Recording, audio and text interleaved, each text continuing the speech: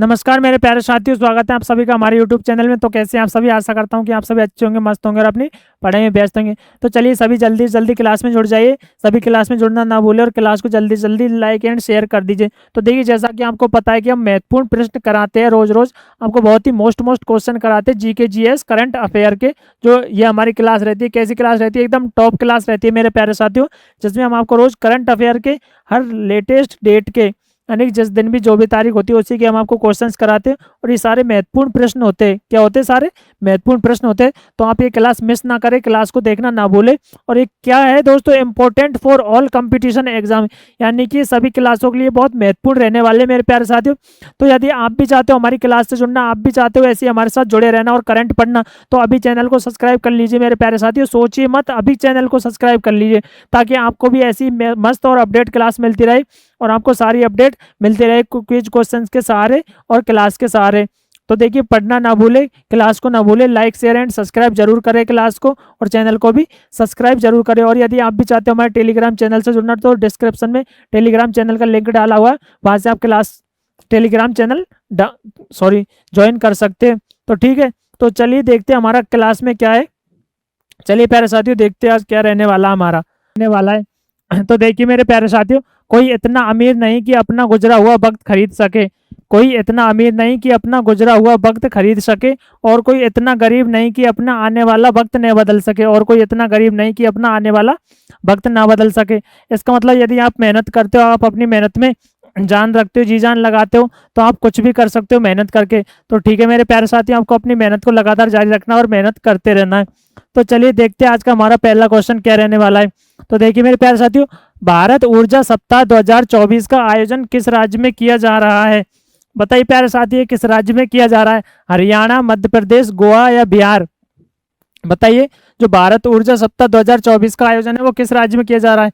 हरियाणा में, मध्य प्रदेश में, गोवा में या बिहार में? कहाँ किया जा रहा है बताइए मेरे प्यारे साथियों। इसका राइट आंसर क्या होने वाला है? तो देखिए, इसका राइट आंसर है गोवा। कहाँ पे किया जा रहा है? गोवा। सी इसका राइट आंसर है। कहाँ पे? गोवा में किया जा रहा है। ठीक है प्यारे साथियों, चलिए इसके बारे में एक बार देख लेते थोड़ा सा।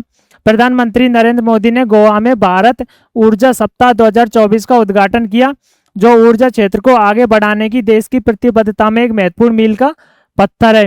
कार्बन फुटप्रिंट को कम करने और हरित ऊर्जा स्रोतों को बढ़ावा देने के लिए भारत ऊर्जा सप्ताह 2024 का आयोजन किया जा रहा है।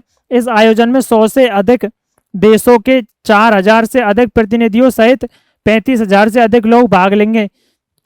इस आयोजन में 100 से अधिक देश, कितने? 100 से अधिक देश और 4000 से अधिक प्रतिनिधि और 35,000 लोग भाग ले रहे हैं। ठीक है साथियों, चलिए अगला क्वेश्चन देखते हैं। भारत का पहला डिजिटल राष्ट्रीय पुरालेख संग्रहालय की आधारशिला कहाँ रखी गई है? बताइए, हैदराबाद, पटना, वाराणसी या जयपुर? कहाँ पे रखी गई है इसकी आधारशिला? हैदराबाद, पटना, वाराणसी, जयपुर? बताइए इसका राइट आंसर क्या होने वाला है, जल्दी बताइए। तो देखिए, इसका राइट आंसर है हैदराबाद। कहाँ पे रखी गई है प्यारे साथियों? हैदराबाद में। इसका करेक्ट आंसर है हैदराबाद। ठीक है, चलिए। केंद्रीय संस्कृति मंत्री जी किशन रेड्डी ने हैदराबाद के सालार जंग संग्रहालय में देश के पहले डिजिटल राष्ट्रीय पुरालेख संग्रहालय की आधारशिला रखी है। इसकी स्थापना भारतीय पुरातत्व सर्वेक्षण द्वारा की जा रही है। इनमें विभिन्न भाषाओं और कालखंडों के लगभग 1 लाख और प्राचीन शिलालेख रखे जाएंगे। ठीक है, चलिए अगला क्वेश्चन देखते हैं। राष्ट्रीय बाल भवन नई दिल्ली में 2 दिवसीय उल्लास मेला का उद्घाटन किसने किया है? जो 2 दिवसीय उल्लास मेला है उसका उद्घाटन किसने किया है? बताइए प्यारे साथियों, इसका राइट आंसर क्या होगा? एस जयशंकर, अनुराग ठाकुर, धर्मेंद्र प्रधान या ज्योतिरादित्य सिंधिया? बताइए इसका राइट आंसर क्या होने वाला है? किसने किया था इसका उद्घाटन 2 दिवसीय मेले का? धर्मेंद्र प्रधान। किसने किया था प्यारे साथियों? धर्मेंद्र प्रधान ने किया था। सी इसका राइट आंसर है। किसने? धर्मेंद्र प्रधान। ठीक है, चलिए इनके बारे में एक बार थोड़ा सा देख लेते हैं। केंद्रीय शिक्षा मंत्री धर्मेंद्र प्रधान ने दिल्ली के राष्ट्रीय बाल भवन में 2 दिवसीय उल्लास मेले का उद्घाटन किया है। कितने दिवसीय? 2 दिवसीय उल्लास मेले का।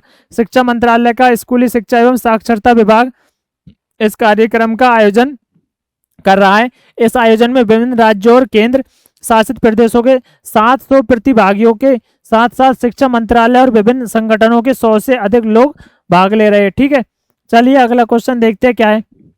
प्रथम बिम्स्टेक एक्वेटिक्स चैंपियनशिप किस शहर में आयोजित की जा रही है? ढाका में, कोलंबो में, नई दिल्ली में या काठमांडू में?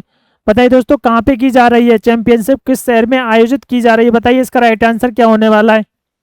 कहाँ पे की जा रही है, तो देखिए कहाँ पे की जा रही है, नई दिल्ली में। कहाँ पे की जा रही है, दिल्ली में, नई दिल्ली।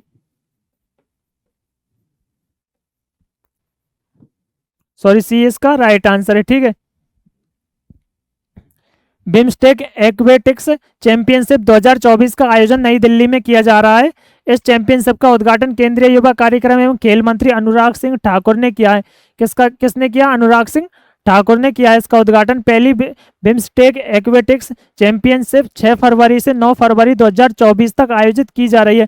कब से कब तक की जा रही है, 6 फरवरी से और 9 फरवरी तक आयोजित की जा रही है, यानी कि आज से लेके और 9 फरवरी तक की जाएगी, ठीक है, आयोजित की जा रही है। बिम्स्टेक की स्थापना वर्ष 1997 में हुई थी। इसकी स्थापना कब हुई थी, सन 1997 में इसकी स्थापना हुई थी। इस समूह में 7 देश बांग्लादेश, भूटान, भारत, नेपाल, श्रीलंका, म्यांमार और थाईलैंड शामिल है। इसमें कितने देश शामिल है, इसमें 7 देश शामिल है और उन 7 देशों के नाम आप लोग ये देख सकते हो और इनको आप याद भी कर लेना, ठीक है प्यारे साथियों। चलिए अगला क्वेश्चन देखते हैं। मेरा गांव मेरी धरोहर कार्यक्रम किस मंत्रालय की एक पहल है। जो ये है मेरा गांव मेरी धरोहर, ये कार्यक्रम है किस मंत्रालय की पहल है, बताइए। ग्रामीण विकास मंत्रालय, कृषि मंत्रालय, पंचायती राज मंत्रालय, संस्कृति मंत्रालय, सॉरी मंत्रालय। बताइए इसका राइट आंसर क्या होने वाला है, दीजिए आंसर इसका क्या होगा, इसका राइट आंसर बताइए जल्दी। तो देखिए इसका राइट आंसर है संस्कृति मंत्रालय। क्या है इसका राइट आंसर, संस्कृति मंत्रालय, डी इसका राइट आंसर है। संस्कृति मंत्रालय मेरा गांव मेरी धरोहर MGMD कार्यक्रम के तहत सभी गांवों में मैपिंग और डॉक्यूमेंटेशन तैयार कर रहा है। सांस्कृतिक मानचित्र पर राष्ट्रीय मिशन सांस्कृतिक मंत्रालय के तहत इंदिरा गांधी राष्ट्रीय कला केंद्र IGNCA के समन्वय से चलाया जा रहा है। MGMD पर एक वेब पोर्टल भी 27 जुलाई 2023 को लॉन्च किया गया था। इस पर कब ये वेब पोर्टल लॉन्च किया गया था, 27 जुलाई 2023 को ये वेब पोर्टल लॉन्च किया गया था, ठीक है। चलिए अगला क्वेश्चन देखते हैं। हाल ही में समान नागरिक संहिता विधेयक किस राज्य विधानसभा में पेश किया गया है, उत्तर प्रदेश, असम, बिहार या उत्तराखंड। बताइए समान नागरिक संहिता विधेयक किस राज्य की विधानसभा में पेश किया गया, बताइए प्यारे साथियों इसका राइट आंसर क्या होने वाला है, उत्तर प्रदेश, असम, बिहार या उत्तराखंड, क्या रहने वाला है इसका राइट आंसर बताइए। तो चलिए इसका राइट आंसर देखते क्या है, उत्तराखंड। क्या है प्यारे साथियों इसका राइट आंसर, उत्तराखंड इसका राइट आंसर है, डी करेक्ट आंसर है उत्तराखंड, ठीक है। चलिए आगे देखते। उत्तराखंड के CM पुष्कर सिंह धामी ने विधानसभा में समान नागरिक संहिता पेश कर दी है। इस बिल को अब आगे राज्यपाल के पास भेजा जाएगा। इस बिल के पास होने के बाद यह कानून बन जाएगा। इसके साथ ही उत्तराखंड UCC लागू करने वाला देश का पहला राज्य बन जाएगा। समान नागरिक संहिता का मसौदा जस्टिस रंजना देसाई समिति की रिपोर्ट के आधार पर तैयार किया गया है। किसकी रिपोर्ट के आधार पर, जस्टिस रंजना देसाई की रिपोर्ट के आधार पर तैयार किया गया है, ठीक है। चलिए हमारा अगला क्वेश्चन देखते हैं। RCS UDAN उड़ान योजना के तहत वर्तमान में देश में कितने हवाई मार्ग संचालित किए जा रहे हैं।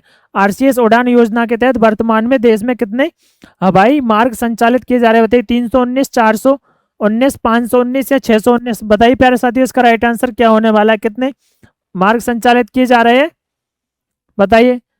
तो देखिए मैं बताता हूँ कितने मार्ग संचालित किए जा रहे हैं, 519। कितने किए जा रहे हैं संचालित, 519 मार्ग संचालित किए जा रहे हैं, ठीक है, यानी कि सी इसका राइट आंसर है 519।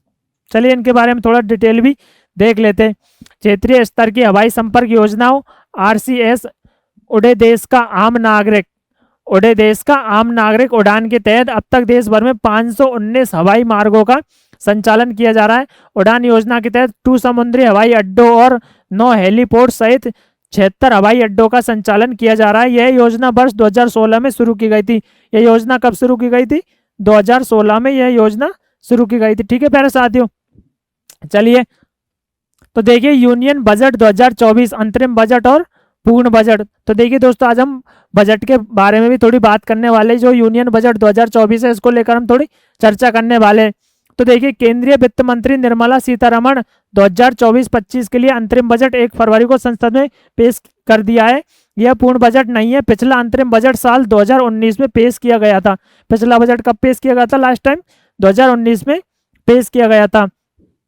Interim budget vs full union budget, यानी कि केंद्रीय वित्त मंत्री निर्मला सीतारमण 2024-25 के लिए अंतरिम बजट 1 फरवरी को संसद में पेश कर दिया है। पूर्ण बजट आम चुनावों के बाद नई सरकार द्वारा पेश किया जाएगा। कब किया जाएगा? आम चुनावों के बाद, नई सरकार बनने के बाद ये पेश किया जाएगा।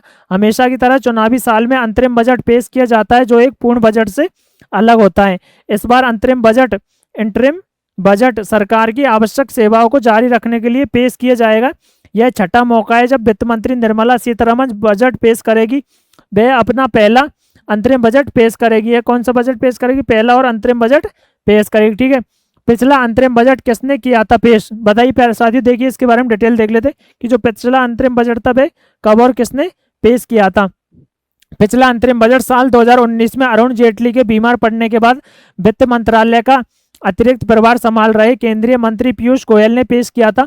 मोदी सरकार के दूसरी बार सत्ता में आने के बाद सीतारमण को वित्त मंत्री नियुक्त किया गया था, जिसके बाद उन्होंने 5 जुलाई 2019 को पूर्ण बजट पेश किया था। कब किया था? 5 जुलाई 2019 को पूर्ण बजट पेश कर दिया था। वित्त मंत्री के रूप में यह उनका पहला बजट था। अंतरिम बजट यूनियन और पूर्ण बजट से कैसे अलग, देखिए चलिए अब हम इन दोनों प्रकार के बजटों के अंतर को जानेंगे। अंतरिम बजट आम चुनावों से ठीक पहले पेश किया जाता है। अंतरिम बजट जो है वो आम चुनावों से ठीक पहले पेश किया जाता है। ठीक है प्यारे साथियों, जबकि यूनियन बजट किसी चुनी हुई सरकार द्वारा संसद में पेश किया जाता है। चलिए अंतरिम बजट यूनियन और पूर्ण बजट में हम अंतर देख लेते हैं, यानी कि अंतरिम बजट और पूर्ण बजट में एक बार अंतर देख लेते हैं। ठीक है प्यारे साथियों, तो देखिए अंतर क्या रहने वाला है। देखिए मैं आपको स्क्रीन हाइड कर देता हूं ताकि आपको सारा सब कुछ एकदम क्लियर दिखाई देने लगे। ठीक है, केंद्रीय बजट केंद्र सरकार द्वारा संसद में प्रस्तुत किया जाने वाला एक वार्षिक बजट है। अंतरिम बजट आम चुनावों से ठीक पहले पेश किया जाता है। यूनियन बजट लोकसभा में पूरी परिचर्चा के बाद पारित किया जाता है।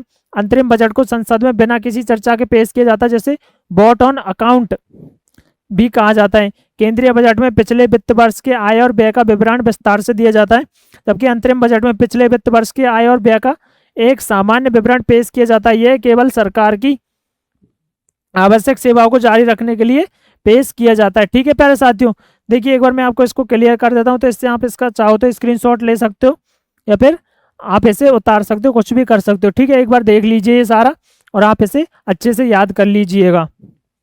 चलिए आगे देखते हैं। केंद्रीय बजट हमेशा एक पूरे किसी वित्त वर्ष के लिए पेश किया जाता है, जिसे पूर्ण बजट भी कहा जाता है, जबकि अंतरिम बजट में किसी भी प्रकार की नई योजनाओं की घोषणा नहीं की जाती है।